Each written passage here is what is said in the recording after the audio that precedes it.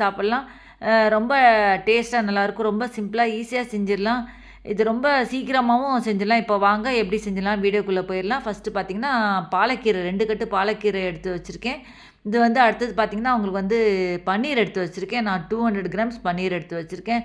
இது பார்த்தீங்கன்னா, இது ரொம்ப ஈஸியா சிம்பிளா அதே சமயத்தில நல்லா டக்குன்னு செஞ்சிடலாம். இப்போ அடுத்தது பார்த்தீங்கன்னா, வெங்காயம் 1 வெங்காயம் கட் பண்ணி எடுத்து வச்சிருக்கேன். 2 தக்காளி எடுத்து வச்சிருக்கேன். இஞ்சி, பூண்டு இதில எடுத்து வச்சிருக்கேன். இதில வந்து காஷ்மீரி சில்லி பவுடர், இதில மல்லித்தூள் எடுத்து வச்சிருக்கேன். இதில மஞ்சள் பொடி எடுத்து வச்சிருக்கேன். இதில வந்து கரம் மசாலா எடுத்து வச்சிருக்கேன். இதில ஜீரகத்தூள் எடுத்து வச்சிருக்கேன்.